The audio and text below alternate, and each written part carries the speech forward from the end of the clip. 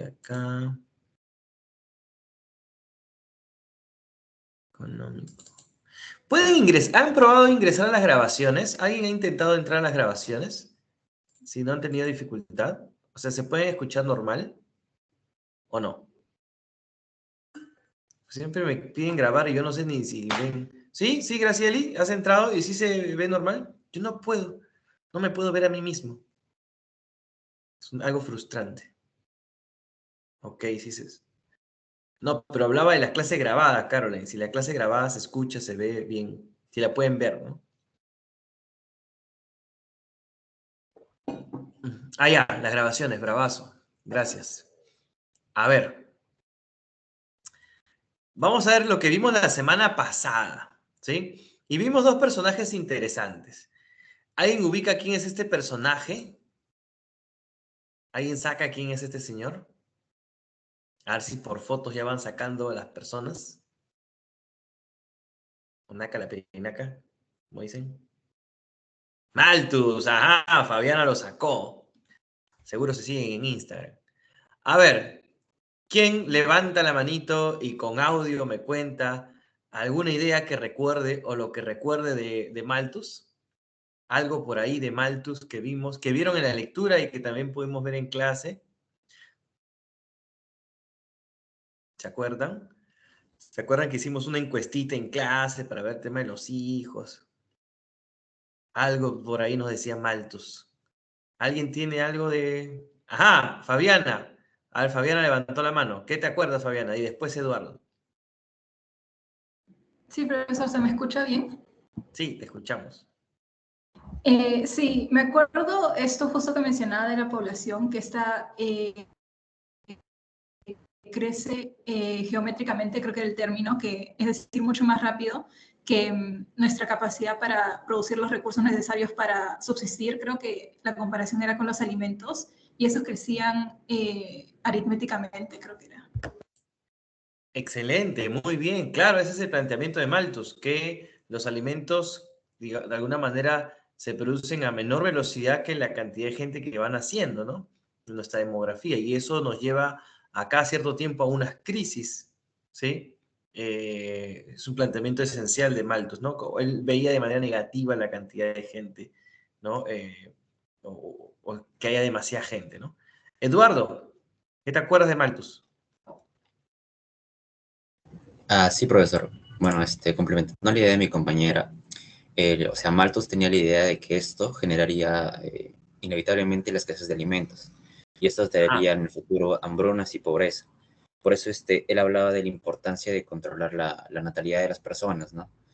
Y bueno, también añadió, creo, algunos factores como epidemias o pandemias también que hubo. Claro, a través de las guerras, de las epidemias, la sociedad se regulaba, según Malthus, ¿no? De alguna manera nos regulábamos. Y eso se conoce como la trampa malthusiana, ¿no? La trampa malthusiana es como el crecimiento demográfico, digamos, no era compatible con la producción. Dicen que la trampa malthusiana se rompió se superó con Revolución Industrial, porque Revolución Industrial comenzó a producir muchísimo alimento y de hecho sobra, ¿no? En la actualidad. Muy bien. Y este autor lo vimos un poquito más, ¿no? ¿Quién es ese señor de mirada penetrante que parece de película de terror? Ajá, nuestro amigo John Stuart Mill. Muy bien. ¿Quién puede levantar la mano y contarme algo de Mill? Algo de lo que vimos en clase, sobre todo la lectura, ¿no? Habló de Mill. A ver, André, lo veo ahí, André, que levantó la mano, André Melo, y ahí le doy a los demás, Daniela y Fabiana. André. ¿Me escucha, profesor? Ahora sí, sí, André. Bueno, me acuerdo que John Stuart Mill defendió la libertad individual, que afirmaba que cada persona podía pensar y actuar libremente mientras que no dañe a los demás. Y también en lo económico, aceptó el capitalismo y proponía como que redistribuir la riqueza y apoyar a todos los trabajadores. Gracias. Ajá. Esa parte social de John Stuart Mill, ¿no? A pesar de que era liberal, ¿no? Pero consideraba que el Estado debía de alguna u otra manera compensar algo. Ajá. A ver, ¿qué nos cuenta Daniela? También está por ahí Nelly y Sofía. Daniela Sí, Recabarren. Sí. bueno, Mill incorporó la influencia de la oferta y la demanda en el valor y Ujú. también cuestionó la teoría rígida del fondo de salarios, que él aceptó inicialmente la teoría, pero luego la cuestionó porque veía que los salarios también podían cambiar por otros factores, como la educación, la organización de los trabajadores y eso. Ajá, hay una partecita de la lectura que hablaba de eso. Interesante. Muy bien, muy bien. A ver, ¿qué otras cosas nos dicen los compañeros? Fabiana también, Fabiana. Fabiana, voy a darle el pase a Nelly y Sofía. Como tú participaste hace un rato, si puedes sumar algo después de ellas, te doy. ¿Sí? A ver, Nelly Chancas, ¿qué recuerdas de John Stuart Mill? ¿Se escucha, profesor? Sí. Ya. En el caso de mí, recuerdo de que modificó lo que es la teoría ricardiana, porque como sabemos, la ventaja comparativa está en factores de producción. En este caso, Mill agregó factores como las preferencias de los consumidores y también agregó factores como el costo de transporte. Y también de que el objetivo final de la economía en sí no era solo la creación de riqueza, sino también iba por un lado de que la mejora del bienestar humano. Ajá, interesante, exactamente. Hay una parte, pues, de comercio exterior de Mill, ¿no? Muy bien, muy buena participación. Tan buenas las participaciones de día. A ver, Sofía Espinosa, algo que recuerdes ¿Se me escucha, profesor? y te escuchamos, Sofía. Ah, ya. Bueno, para mí lo que yo pude rescatar es sobre el laissez-faire, o sea, el dejar hacer, dejar pasar, que para él era como su regla general en la economía y en la vida social. Porque, o sea, él decía con esto que la intervención del Estado debía ser mínima para que así pueda haber libertad individual para el progreso y el desarrollo moral de las personas. Ajá. Sí, porque uno pensaría que porque él tiene esta perspectiva más social, quisiera que el Estado intervenga siempre, pero no, en realidad era liberal, solamente que había espacios en los que considera que el Estado podría dar un apoyo, ¿no? Sí. Y ¿querías comentar algo adicional, Fabiana? O ya Sí, te... profesor. A ver. Sí, básicamente era como un resumen de lo que dijeron mis compañeros, más que nada sobre el enfoque de Emil, porque me acuerdo Ujú. que en la lectura decía que al principio no tenía estas ideas sociales que desarrolló con el tiempo, sino que fue influenciado para tenerlas. Una persona, me acuerdo que lo influyó, fue su futura esposa, que básicamente lo impulsó a interesarse más por el bienestar de la sociedad y cómo esto influía en la economía. Y creo que se le llamaba un optimista justo porque confiaba en que los humanos iban a trabajar para lograr una sociedad más justa.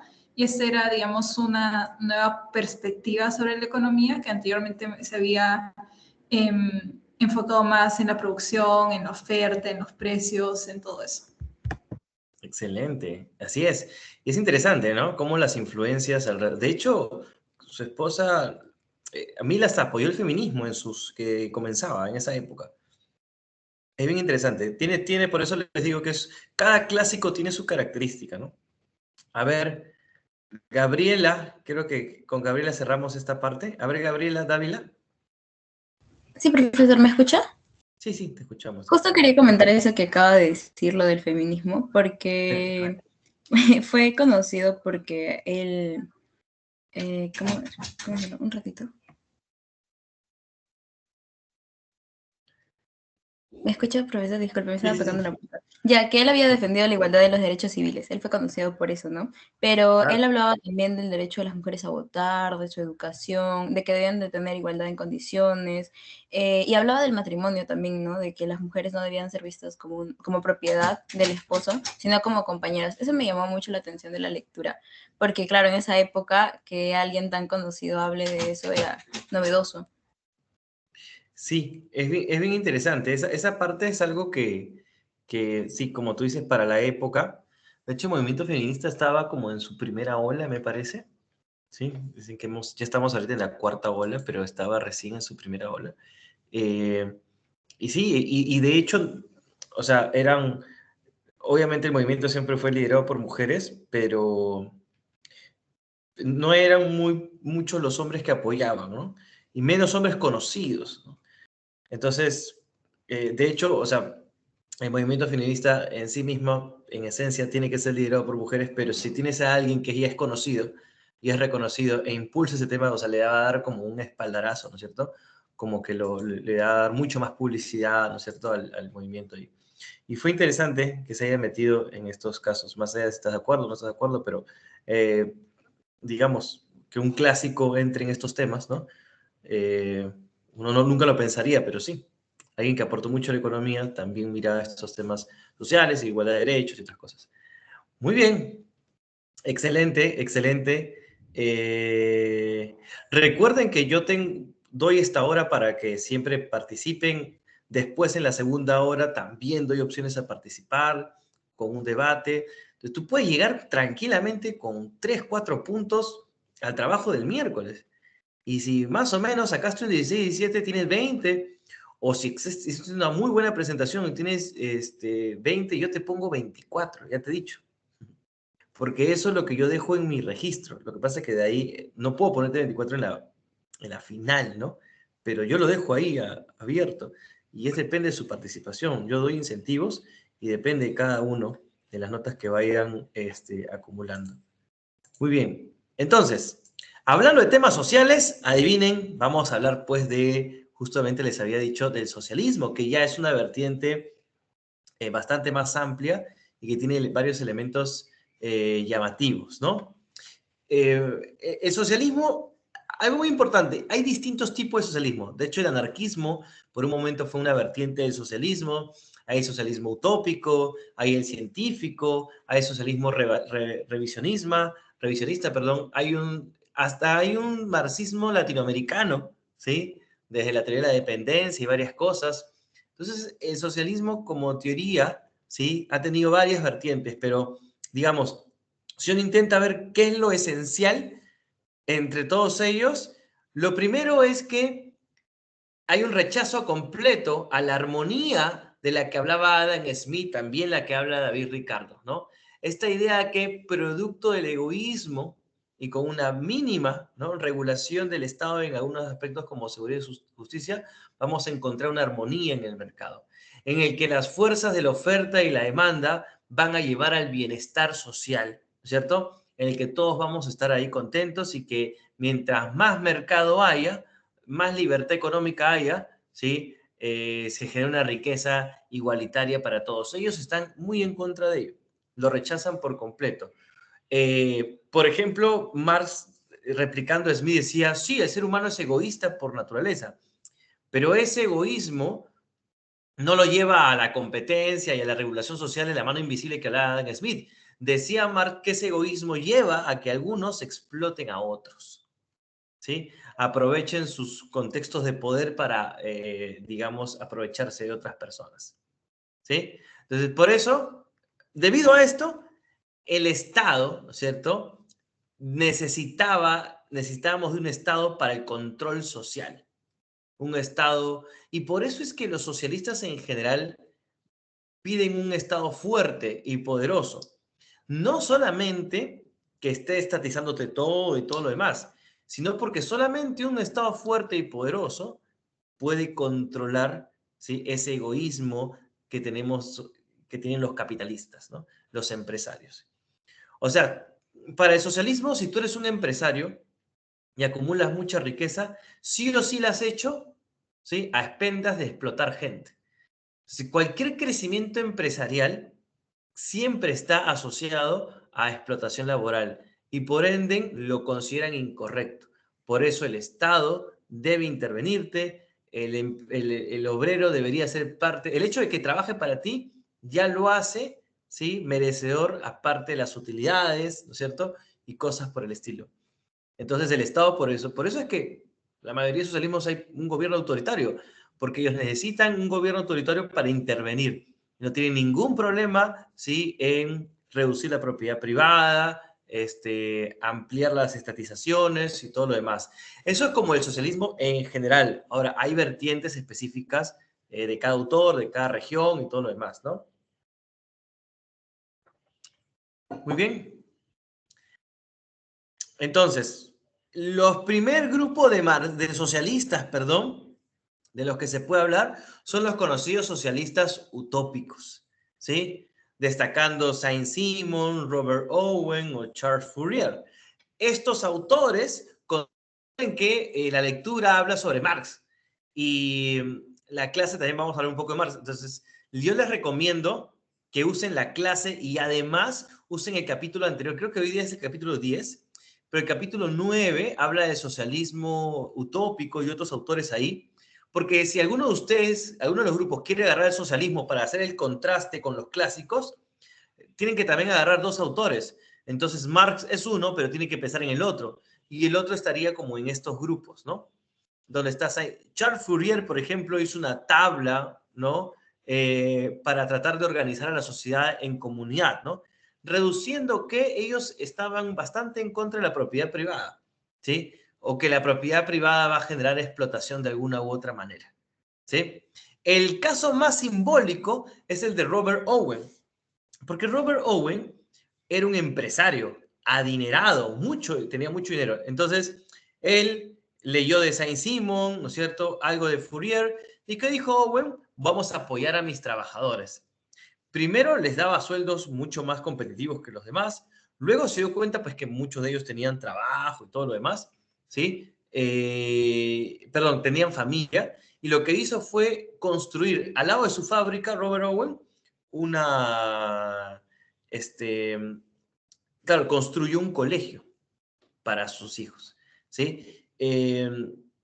Para los hijos de los trabajadores. Todos los hijos de los trabajadores tenían educación, tenían varias cosas que ahora lo vemos como que, pues ahora es normal, pero en su época no, pues no había, de hecho, en la actualidad, ¿cuántas empresas le pagan el colegio a los hijos y todo lo demás? Y Robert Owen dijo, esto no es suficiente, ¿no? Porque igual hay diferencias. Entonces se mandó a comprar un terreno, él estaba en Inglaterra, y se mandó a comprar un terreno enorme en Virginia, en los Estados Unidos.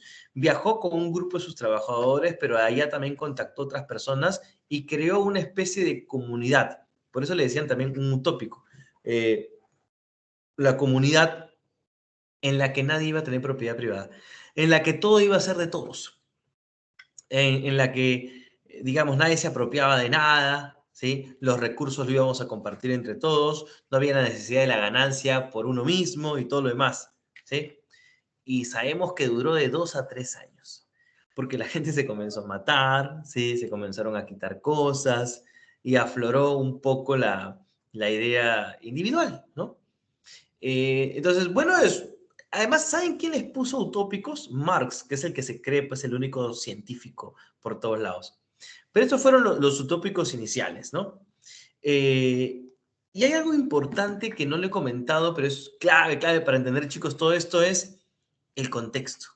¿Por qué aparece el socialismo? Es para entenderlo, ¿no? Porque si simplemente vamos a decir que son un grupo de locos y que no tienen sentido, quedamos un poco limitados. En realidad el socialismo aparece, no lo estoy justificando tampoco, pero es la razón por la que aparece, porque cuando la industrialización avanzó en Inglaterra y se replicó a otros países como Francia, Alemania, en un inicio los trabajadores trabajaban mucho, ¿sí? Les pagaban sueldos bajos, muy bajos, trabajaban 12, 14, 16 horas diarias, en condiciones paupérrimas, que era lo más grave, ¿no? Las condiciones insalubres en las que trabajaban. Hay casos de trabajadores, hay un diario de una trabajadora del siglo XIX en Inglaterra que caminaba tanto de su trabajo a su casa, porque ella era la única que sostenía su hogar, que decidió mudar a sus hijos a la fábrica, les hizo un espacio y por ahí vivió. El problema es que los niños estaban muy pequeños y todo el plomo y toda la toxina de las condiciones insalubres de la fábrica hizo que los niños murieran, ¿sí? De enfermedades que te contagiaron en las fábricas. Entonces, ese tipo de cosas enciende un poco que hizo el caldero de cultivo. inicialmente el capitalismo o este capitalismo industrial mostró esa cara un poco humana, que se puede decir. Pero ahí viene un cuestionamiento que a mí me parece interesante. La pregunta es, ¿era la revolución industrial realmente el único momento en el que hubo explotación laboral? Y si uno comienza a retroceder, pues los campesinos vivían peor, ¿eh? Pero los campesinos no tenían capacidad de organización porque estaban desperdigados por el campo. Lo que hizo la industrialización fue juntar a muchos trabajadores en un edificio, en un lugar muy pequeño comparado con lo que había antes. Entonces, por eso aparecen los sindicatos, ¿no es cierto? Y todo lo demás. Pero lo que tenemos en números es que los trabajadores industriales comenzaron a ganar y percibir más ingresos que el trabajo de los campesinos, que capaz el trabajo en el campo no es menos fuerte, ¿eh? No es menos duro que en la industria. Y la industria comenzó a captar trabajadores. Mucha gente se iba del campo a la ciudad y hubo un proceso de migración brutal del campo a la ciudad en toda Europa, producto de que la industria demandaba trabajadores y aparentemente pagaba mejor que los campesinos. Entonces, si uno se pone a pensar, el trabajador de esa época está peor que ahora, sí, pero estaba mejor que lo anterior. A veces el contexto no nos permite. En esa época, antes de la revolución industrial, venía una helada, un mal invierno, y te mataba la cosecha y moría toda la población, ¿eh? Con la revolución industrial comenzó a haber más alimentos, comenzó a aparecer la medicina, ¿sí? Y varios de estos elementos. Entonces, hay de los dos lados, ¿no? Hay que tener mucho cuidado con cómo se pone. Pero claramente la organización sindical hizo que aparecieran estos pensadores que lo que quieren hacer es como que estar en pro del Estado, ¿no? Y que el Estado haga algo, ¿sí? Que el Estado controle. Bien, ¿cómo están? ¿Siguen vivos? ¿Ya murieron?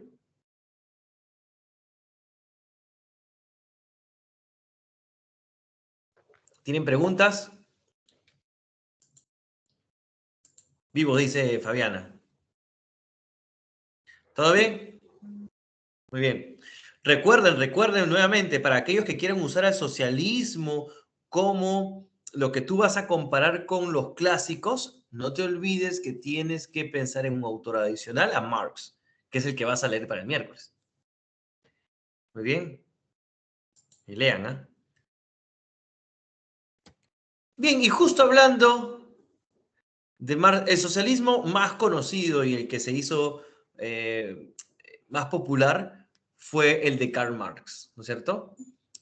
Para aquellos que han leído, es un filósofo alemán, doctor en filosofía, siempre tuvo problemas laborales para variar, alguien que en su vida no la pasó muy bien porque era revolucionario, pues lo paraban botando de un trabajo y de otro, hasta que encontró digamos, la meca, ¿no? Se encontró a Aladino, que fue Friedrich Engel, compañero con el que él lo conoció en Alemania y luego se fue a vivir a Inglaterra, porque Engel le vio un potencial intelectual y Engel lo financió. Y gracias al financiamiento de Engel, él es el que escribe El Capital, ¿no? Es un libro voluminoso y grande, pero estaba subsidiado, ¿no? Había un millonario, así como Owen, ¿sí?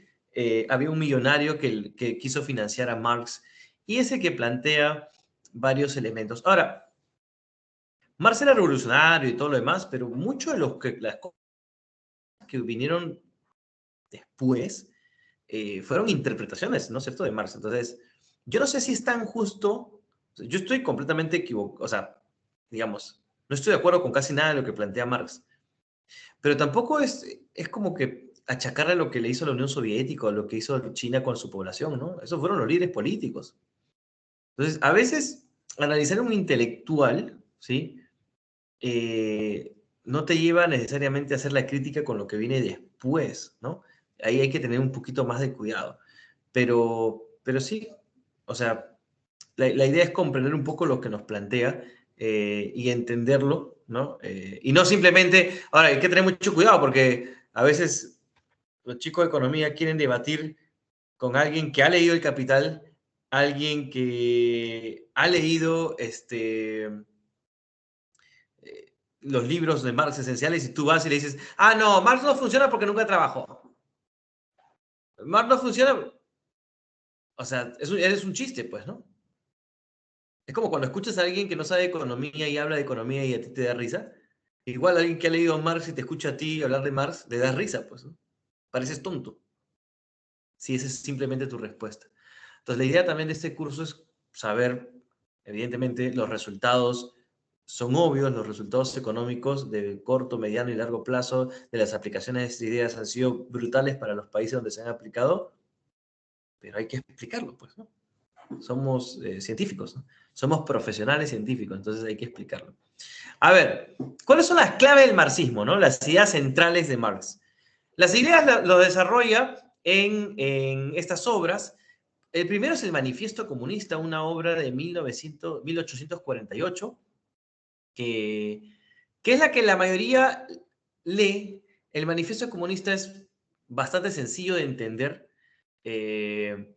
Y como os digo, los que son marxistas son los primeros que leen, ¿no? El Manifiesto Comunista. Ahora, el Capital es más complejo. El Capital se escribió el primer tomo en 1967, se publicó casi 20 años después. Y leer el Capital no es fácil. Por ejemplo, la propuesta económica de Marx está en el Capital, y es lo que menos lee la gente. Lee más el Manifiesto Comunista, que es más una obra política social. El Capital se puede decir que es más económica social, pero no es fácil de leer. Los invito a revisar el Capital si pueden. Hay varios textos. Hay varias cosas que me haces, porque tiene sus propias categorías de análisis. ¿Sí? Y además, Marx en esencia era filósofo. En esencia era filósofo. ¿Sí? Y por eso es que lo que pasa es que a Marx es alguien que se le ve en sociología, en filosofía, en historia, en antropología y en economía también se ve un pedacito, ¿no? Porque en realidad sus aportes a la teoría económica fueron mínimos. Marx, idéntico que Smith, de hecho toma de Smith eso, y dice, efectivamente, el valor, y también de David Ricardo, ¿no? El valor de un producto está en el trabajo que se ha aplicado en ese producto. ¿Sí? Toma la teoría del valor trabajo de Adam Smith y de David Ricardo, pero no lo toma de manera positiva. De hecho, ¿se acuerdan que Smith decía, ¿cuál es la riqueza de la nación? La riqueza de una nación está basado en la división de trabajo, la especialización y que vuelve productivo a los países, ¿cierto? La división del trabajo. En cambio, no. Para Adam Smith, la división del trabajo lleva a ¿qué? A conflicto social. ¿Sí? División de trabajo entre empresarios, trabajadores, proletarios, ¿no es cierto? Burgueses, que eran las categorías de análisis que él usaba, siempre llevan a conflictos. El origen de la división de trabajo, diría Marx, es la propiedad. Aquellos que tienen propiedades privadas y aquellos que no. Y los que no son explotados siempre, siempre. Entonces, Adam Smith decía que había un crecimiento económico y armonioso producto de la división del trabajo. Marx diría que no. Marx dice que más bien es algo que genera conflictos a largo plazo. De hecho, para él la historia es la historia de la lucha de clases. La historia de cómo los de abajo han luchado para conseguir lo que tienen de arriba. Es interesante porque este es un poco... Marx es la gran inspiración a la izquierda a nivel internacional. ¿Sí? Y hasta la actualidad. Ya no la izquierda tan violenta que toma las armas, pero sí desde el lado, del punto de vista teórico. Les cuento que Marx tenía una idea de evolución social. Él consideraba que la sociedad había pasado por varios estadios. ¿Sí? Había pasado, por ejemplo, como la palabra comunismo, él la saca de, digamos, de Platón. Él habla del comunismo primitivo, por ejemplo, de la época en la que no había propiedad privada, como que el Homo sapiens, ¿no? El Homo habilis, antes de las sociedades complejas. Luego, la cosa cambió. Él dice, aparece la propiedad privada.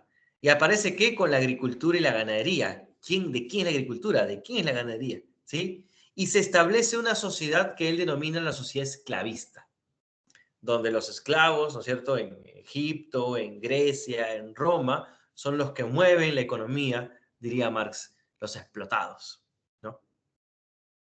Luego, cambia un poco la esfera. Los cambios para él son revolucionarios, la revolución de los esclavos, la caída de Roma es porque ya no era sostenible esa explotación.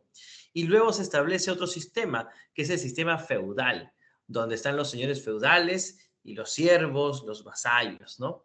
Y que unos eran explotados por el otro. Es interesante, él un poco sabía de historia, ¿sí? Y que obviamente los siervos eran los que movían la economía y los señores feudales se aprovechaban de ellos. Luego habría aparecido el capitalismo.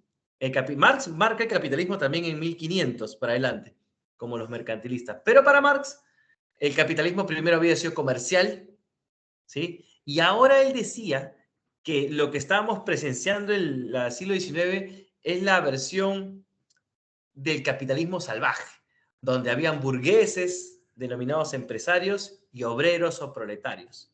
Estos segundos explotados por los empresarios. Y en ese marco era el último momento, ¿sí? La crisis, Marx tiene una frase como que inminente, ¿no? Algo que se va a dar sí o sí. La palabra, perdón, es inevitable. Constantemente en su libro dice el capital inevitable, inevitable. Para él era inevitable que el capitalismo se iba a caer. Íbamos a entrar a la penúltima fase, que era el socialismo.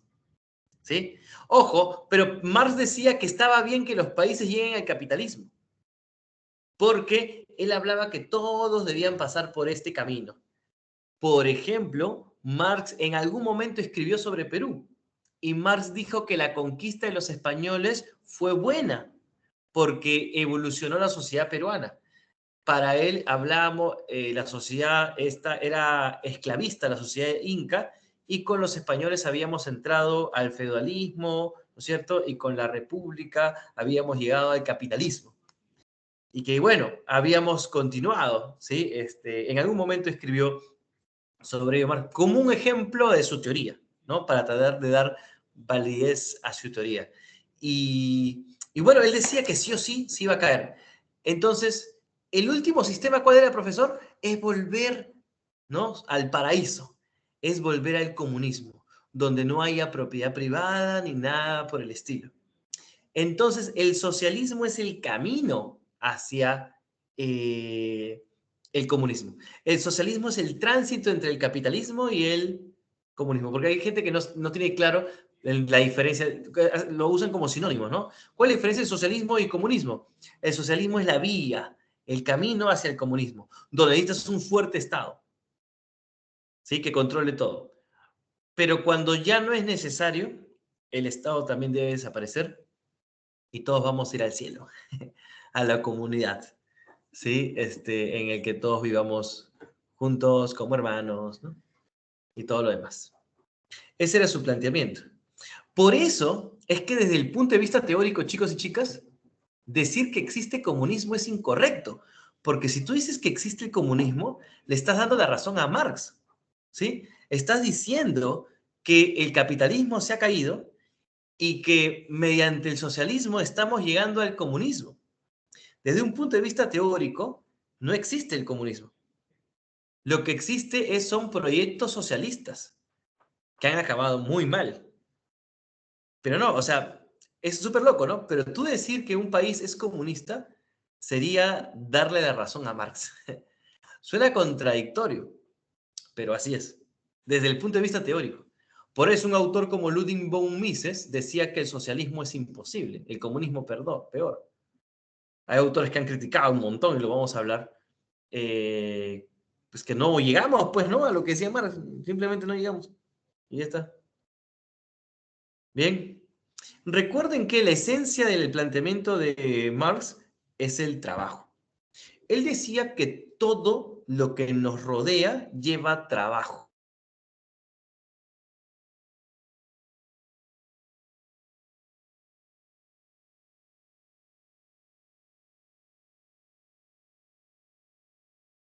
La elaboración de estos productos están automatizados, pero tiene el trabajo de un ingeniero. Él decía que todos los bienes y servicios que vemos a nuestro alrededor contienen en sí mismo trabajo. Este toma todo de UPC Lauret, ¿no? Tiene trabajo, ¿no es cierto?, metido, ¿sí? El trabajo está. Y Marx decía que el trabajo, de todos los factores de producción, el trabajo es el más importante. Porque el trabajo hace que mueve todo lo demás. Sin el trabajo no se mueve nada. Sin el trabajo no se mueve el capital, no se mueven los insumos, no se mueve nada. El trabajo unía todo ello. Entonces, para Marx, el trabajo es lo más importante. Y en ese sentido, tomando la redistribución de la renta de David Ricardo y de Smith, el trabajador, para él, debería ser el más importante. Pero ¿por qué el trabajador gana tan poco, decía Marx, frente al empresario? Es que el empresario le roba, ¿no es cierto? Le enajena parte de su trabajo. Para Marx, el salario está compuesto de un trabajador, lo que recibe un trabajador está compuesto por el pinche salario que le da el empresario y un montón que le roba. Ese montón que le roba, ¿sí?, se llama plusvalía. Marx hablaba del plusvalor que le quita el empresario. Y el empresario, por eso les digo que el empresario, para los marxistas, ganan todo lo que tienen a expendas de el trabajador, de la explotación del trabajador. ¿Sí?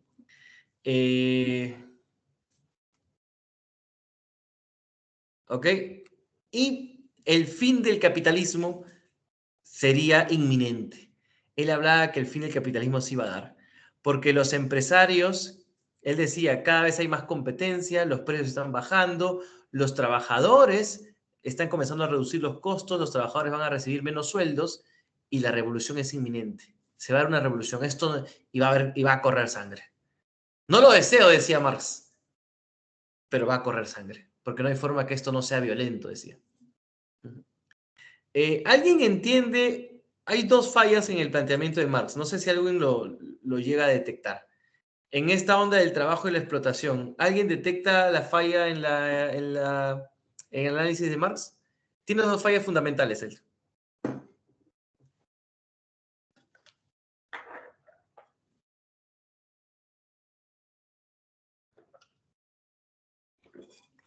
¿Nadie? Nadie es.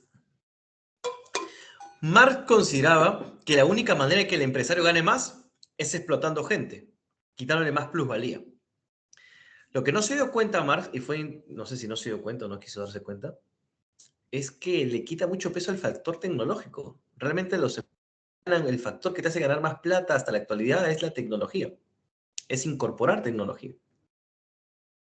La inversión y la ganancia fuerte y en realidad la capacidad productiva de las empresas. Tú puedes ahora tener, por ejemplo, las grandes empresas se han vuelto súper productivas, las digitales, ¿no? Y todo lo demás, pues tienen pocos trabajadores, ¿eh? Pero tienen una tecnología impresionante. Ahí le falló el análisis. Y el segundo elemento de la explotación es que no asumir el riesgo, ¿no? Los empresarios. Los empresarios ganan dinero, ganan mucho más, porque son los que asumen el riesgo. Porque si la empresa se cae y se quiebra, quien se toma la deuda son ellos, no los trabajadores, ¿no? Entonces, el mercado le paga ese nivel de esfuerzo a los empresarios por el riesgo que asumen. Y eso es algo que, por ejemplo, para ellos no. De hecho, la posición de trabajador en una empresa es una posición mucho más segura que ser empresario. Muchísimo más segura. ¿Sí? Busca tu empresa y ya se va. Y esa es un poco la posición. Y de ahí pueden haber muchos elementos. Ahora, si se dan cuenta, su análisis es más como social, ¿no? No tan económico, como decía, como uno podría pensar. Bien, hasta acá, chicos, dudas, consultas. ¿Cómo estamos? ¿Están vivos? ¿Están ahí más o menos? ¿Convulsionados? Sí, todo bien. ¿Todo bien? ¿Todo bien? A ver, manifiéstense los demás, por favor, despierten. Regresen a la vida. Están ahí echadotes. Move, move. Muy bien. Excelente. Todo bien, todo bien. Muy bien. Ya sé que están vivos ya. Necesito que se manifiesten, aunque sea mueven el dedo ya. Cierro con un par de cosas, chicos, para que se ubiquen. ¿Cuáles son las consecuencias a largo plazo? Las consecuencias a largo plazo es que Marx le dio una base teórica a los sindicatos, ¿no? todos los movimientos obreros y trabajadores usan a Marx y el marxismo, algunos el anarquismo. Por ejemplo, el primer movimiento obrero en el Perú no fue tan socialista, no fue más anarquista. González Prada, por ejemplo, es el que, Manuel González Prada. Pero el que trajo el marxismo por primera vez al Perú y uno de los primeros en América Latina fue José Carlos Mariátegui. José Carlos Mariátegui fue conocido por eso. De hecho, en sus 7 ensayos de la realidad peruana, José Carlos Mariátegui lo que hace es dar una interpretación marxista del Perú. ¿Sí? Y se le conoce mucho en América Latina porque fue uno de los primeros pensadores, de hecho viajó a Europa, en traer el socialismo, ¿sí? Uno de los nexos intelectualmente. Ahora, Marx murió, ¿no? Marx murió en los 80, en la década de los 80 del siglo XIX. Marx nunca lideró un país, ¿no es cierto? Un movimiento político como tal. El primer movimiento político de inspiración marxista, de inspiración, es la Unión Soviética, ¿no? En la Revolución Rusa de 1917 y que por consecuencia se crea la Unión Soviética. Lenin hizo una interpretación de Marx, porque Marx decía que los que tenían que llevar el gobierno del Estado, ¿sí? Eran los obreros. Y si bien la URSS, ¿no? La Unión Soviética, la Unión de Repúblicas Socialistas Soviets, ¿saben qué significa soviets? Significa obrero en ruso.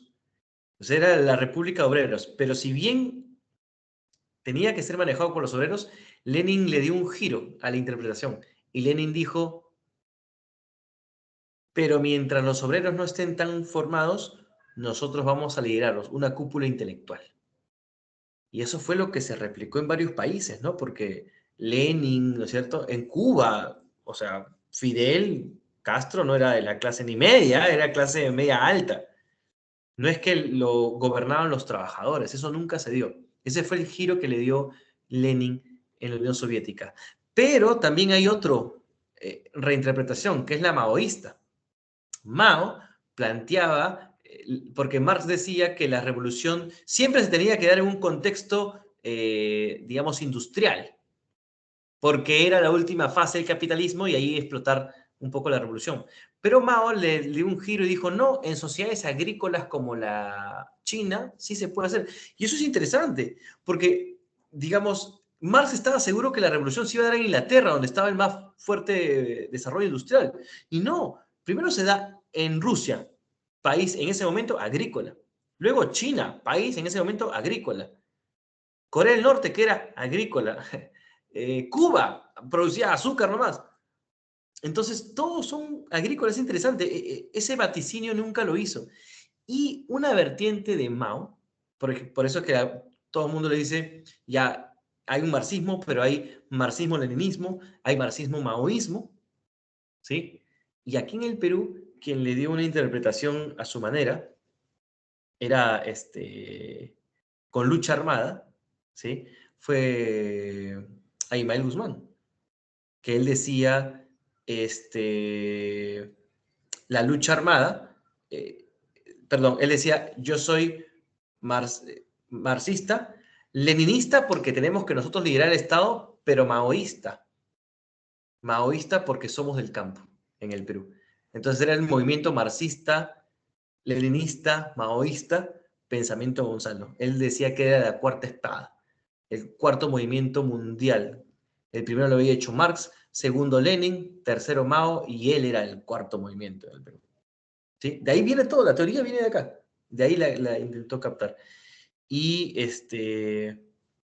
miren, y hasta que sea un movimiento intelectual, que es bastante, se puede desarmar fácilmente, pero digamos, es poco nocivo, pero ya cuando se convierte como una organización política y con la lucha de masacrar personas para llegar al poder ya. Y bueno, se habla muchos genocidios. Las 2 personas que mataron más gente en la historia no es Hitler, ¿eh? ¿Sí? No es Estados Unidos. Los que mataron más gente es, ahí está uno, Mao, la revolución china y todo lo demás, masacró a la gente. Y luego la revolución cultural mataba a un montón de gente que no pensara como él. Y luego Lenin no lo hizo, Lenin murió joven, pero en 1920 la Unión Soviética se funda en el 22 y en el 24 muere Lenin y lo suman Stalin. Y Stalin también masacra a un montón de rusos. Entonces el nivel de violencia con el que se quiere llegar al poder no es justificable. Y esa es la parte que, por ejemplo, o sea, Marx decía, va a haber violencia y va a correr sangre porque los trabajadores se van a levantar contra los capitalistas. Pero nunca dijo Marx que una vez que estos lleguen al poder van a estar masacrando a su población. Sería lo menos marxista, ¿no? Y es justamente lo que hicieron la Unión Soviética, hizo China, ha hecho Cuba, hizo Corea del Norte. Pero bueno, en esencia, como les digo, son temas más sociales, ¿no? Algo políticos. Marx decía que él había creado una nueva teoría económica, pero en el largo plazo no funcionó con los cambios que estaba viendo el mundo. ¿Sí? Muy bien, van a profundizar ustedes más sobre Marx para la siguiente clase. Vamos a nuestro primer break, ¿les parece? Vamos a nuestro primer break. Y volvemos para hacer un debate, ¿no es cierto? Una discusión que pueda ser interesante. Y oportunidades para que tengan puntos. Bien, volvemos en 10 minutitos.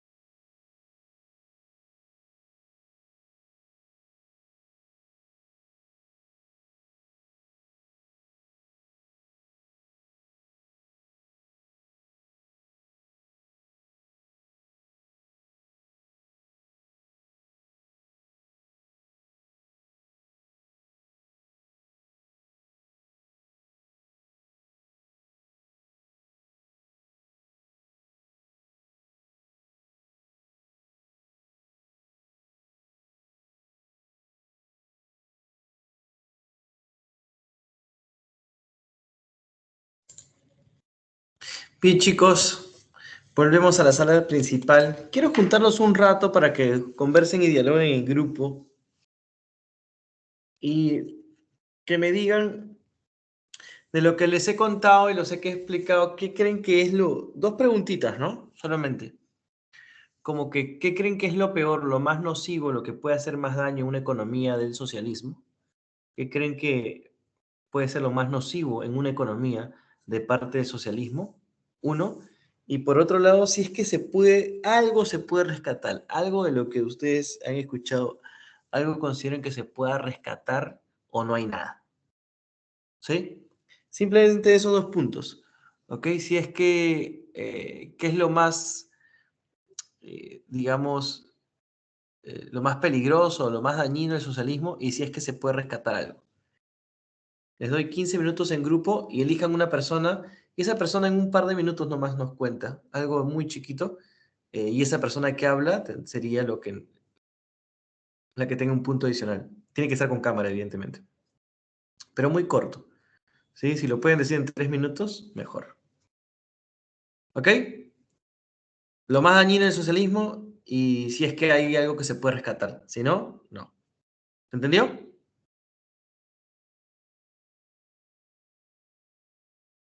Chicos, ¿entendió? Bacán. A ver. Tienen que elegir una persona y esa persona es la que hable. ¿Sí? Y el punto es para él. Entonces, a ver si se pelean por puntos o no, depende de ustedes.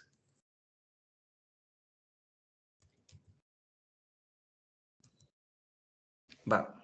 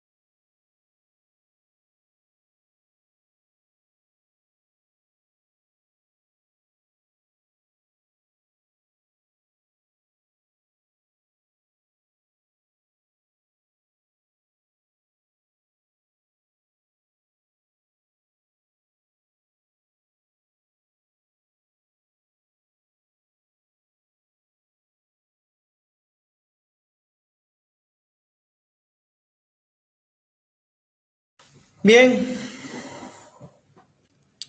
estamos de retorno a sala principal, estamos de regreso a sala principal,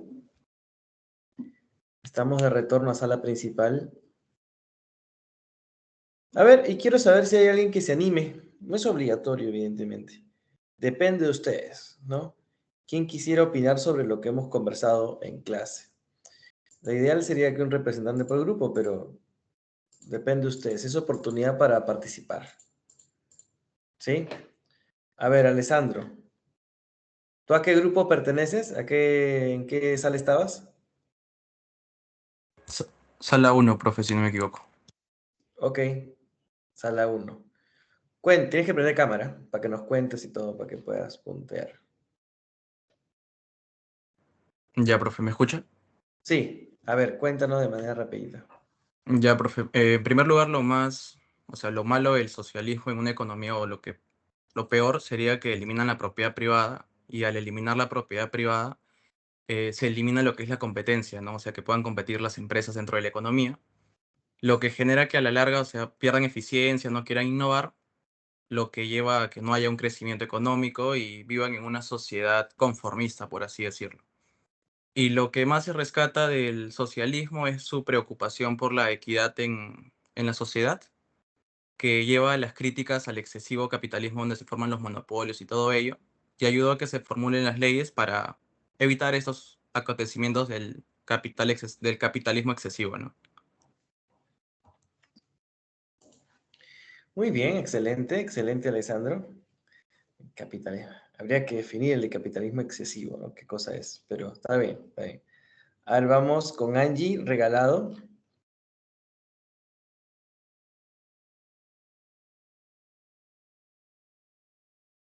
Hola, profe, ¿me escucha? Sí. ¿De qué sala eras, Angie?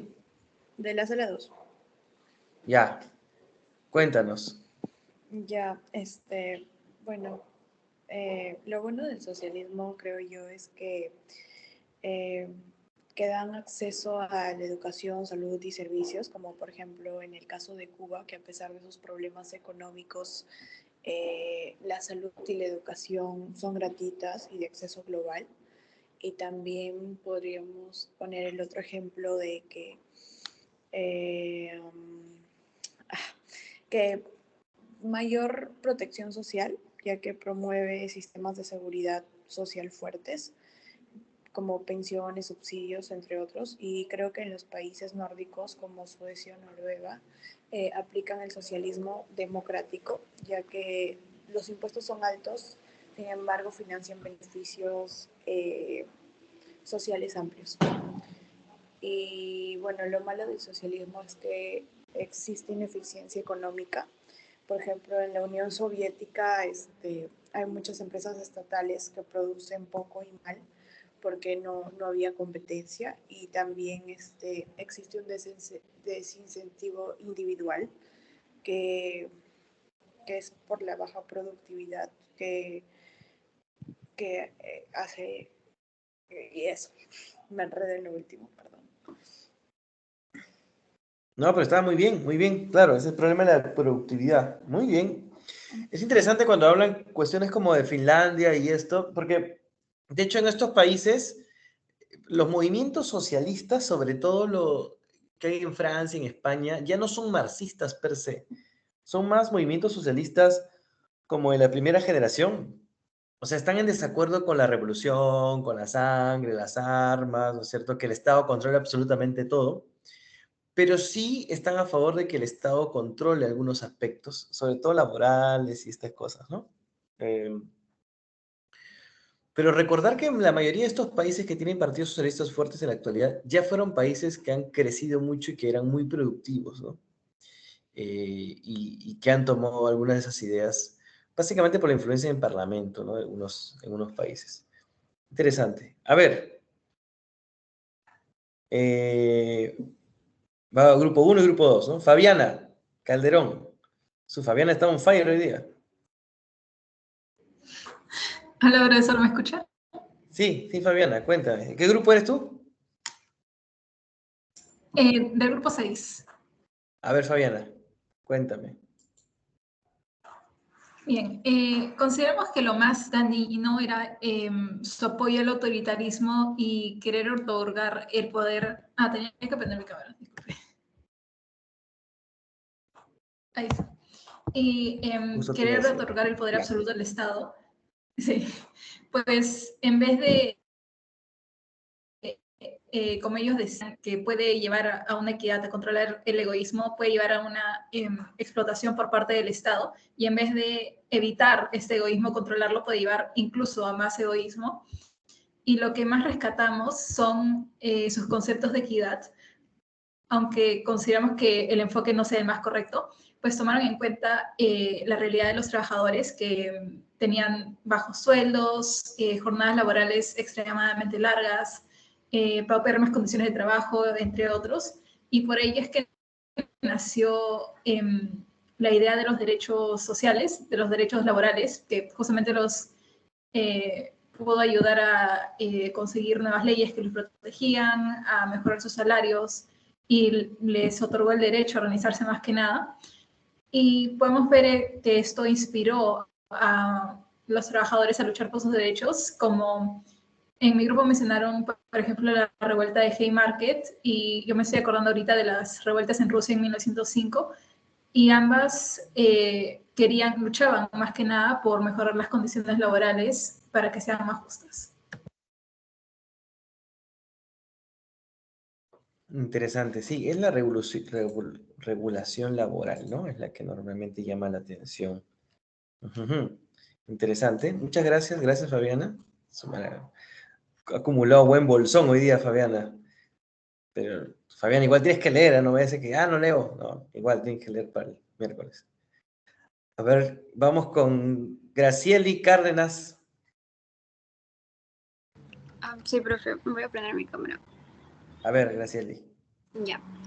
Bueno, lo que se rescataría del comunismo es que tiene fuerte preocupación por la igualdad y la justicia social, haciendo pensar que la economía no debería estar solo centrada en producir y acumular, sino que debería garantizar que todos tengan acceso a lo básico como salud, educación o vivienda.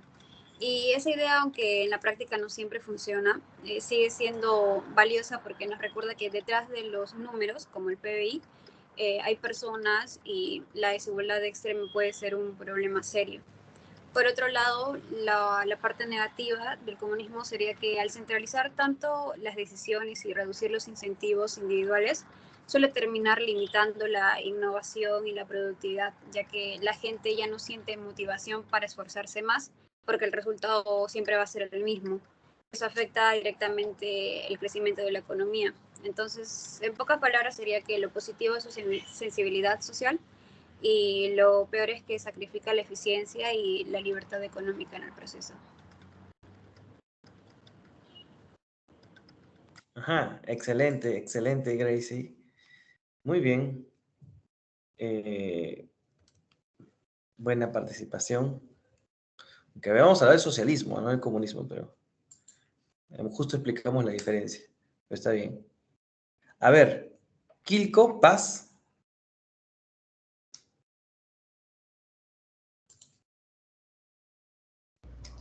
Profe, ¿me escucha? Sí, Quilco.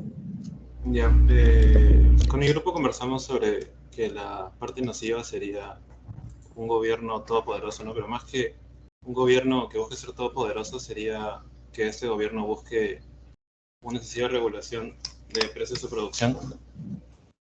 Porque, bueno, sabemos que por teoría esto llevaría a una subproducción, ¿no? Y falta de innovación, falta de tecnología.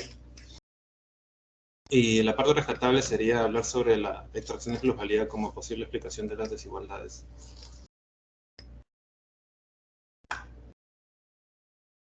Ajá, interesante. Ok, como una muestra de... Ok, se entendió. Muy bien, Paz. Quilco, muchas gracias por la participación. Y vamos con la última, el último, Miguel. Miguel lo veo seguido en este semestre. Miguel Secairos. Sí, profesor. Buenas tardes. Bueno, mi grupo fue el grupo 3, y para nosotros lo más nocivo del socialismo sería la eliminación de los mecanismos de mercado. Por ejemplo, en la Unión Soviética se producían millones de toneladas de acero, pero al mismo tiempo había un montón de cola, de tiempo, de espera para conseguir pan, para conseguir jabones, para conseguir recursos básicos. Por lo que la abundancia de unos productos y la escasez de otros demuestra la mala asignación de los recursos. Por lo que sin precios de mercado, el sistema se volvió ineficiente e incapaz de innovar, lo que terminó estancando a la economía. Y después lo que más rescatamos del socialismo fue la búsqueda de la equidad social. La idea de que ciertos bienes y servicios básicos deben estar garantizados para todos y no solo para quien pueda pagarlos. Por ejemplo, esto inspiró a la creación de estados de bienestar en Europa Occidental tras la Segunda Guerra Mundial.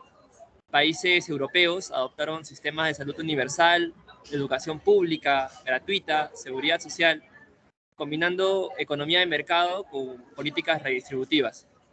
Y esto es importante porque el desarrollo de un país no solo se va a medir en el crecimiento del Producto Bruto Interno, sino también en la capacidad de que las personas puedan acceder a educación, a salud, a seguridad básica.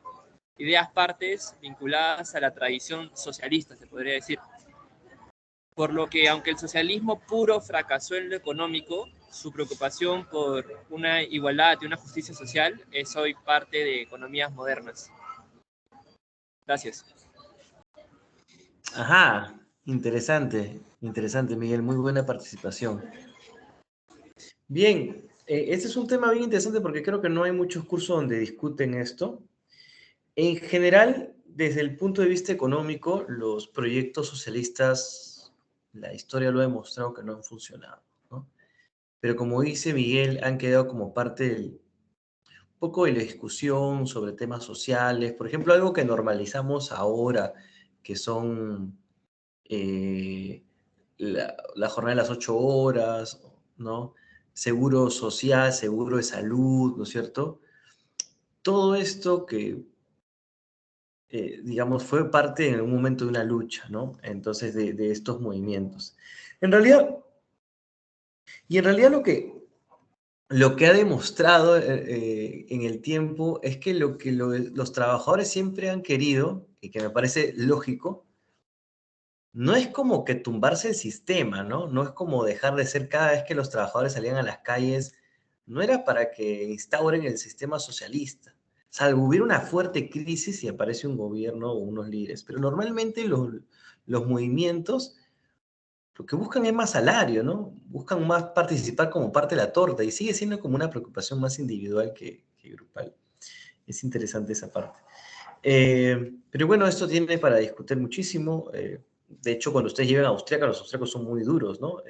Con los socialistas. Y hay un libro de Ludwig von Mises que es La imposibilidad del socialismo. Pero es interesante porque nos hace discutir. Piensen en la discusión socialistas clásicos, que es una de las cosas que ustedes pueden hacer para el trabajo parcial. ¿Listo? Habríamos terminado la sesión del día de hoy. Han aprovechado varios, hay muchos puntos, ¿no es cierto?, que he dado en esta semana. Me gusta, cuando doy muchos puntos. Varios van a salir muy bien distribuidos para lo del día miércoles. Lean, por favor. Tengan mucho cuidado con esta idea de, como es en grupo, no leo mucho o solo hago un resumen. Ya les he dicho que puedo venir cualquier semana y decirle, ¿qué opinas de esta parte del texto? No sé, espérenme, cero. Cuidado, cuidado. Guerra avisada no mata gente. ¿Sí? Cuídense mucho, nos vemos el día miércoles. Hasta luego. Cuídese, profesor, gracias. Nos vemos, cuídense mucho.